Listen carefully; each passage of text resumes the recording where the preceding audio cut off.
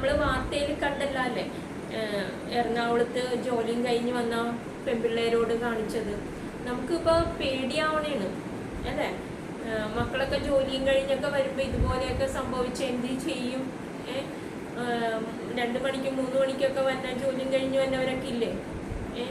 ഇപ്പം എന്ത് ചെയ്യുമല്ലോ ഇങ്ങനെ ആയാൽ. അതുപോലെ തന്നെയാണ് നമ്മൾ മട്ടാഞ്ചേരി ഫോർട്ട് കൊച്ചിയിലൊക്കെ നമുക്കിപ്പോൾ പോകാൻ പേടിയാവണേണ്. ഒരേ സ്ഥലത്ത് ആൺപിള്ളേർ കിറങ്ങി ഒരേ സ്ഥലത്ത് നിൽക്കണേണ്. എന്ത് ചെയ്യുമല്ലോ? എല്ലായിടത്തും ഇപ്പം ഇത് തന്നെയാണ്. നമുക്ക് മുമ്പെന്ന് പറഞ്ഞാൽ നമുക്ക് കുടിച്ച് നിൽക്കണ മനുഷ്യരെ കണ്ടാൽ മനസ്സിലാവും, അത് കുടിച്ച് നിൽക്കണേന്ന് നമുക്ക് മനസ്സിലാവും. ഇതിപ്പോൾ നമുക്ക് ഒന്നും മനസ്സിലാവണില്ല. പിള്ളേർ ഒരേ മൂലക്ക് ഇങ്ങനെ നിൽക്കണ കാണുമ്പോൾ നമുക്കിപ്പോൾ പേടിയാവണേണ്. മട്ടാഞ്ചേരിയിലെ കൂടിയൊക്കെ പോകാൻ ഇപ്പം പേടിയാണ്. ഫോർട്ട് കൊച്ചി അതുപോലെയായി. ഇപ്പം മട്ടാഞ്ചേരി ഏതാണ് ഫോർട്ട് കൊച്ചി ഏതാണെന്ന് അറിയാത്തൊരവസ്ഥയായി ഇപ്പം. അപ്പം അങ്ങനെയാണ്. അപ്പം എനിക്ക് ഇത് കേട്ടപ്പോൾ ഇന്ന് വാർത്തയിൽ കണ്ടപ്പോൾ ഒരു പ്രയാസം തോന്നി. ജോലിയും കഴിഞ്ഞ് വന്നവരൊക്കെ എന്ത് ചെയ്യുമല്ലോ? അവരൊക്കെ ഇത്ര പേടിച്ചിട്ട് വേണം വരാനായിട്ട്.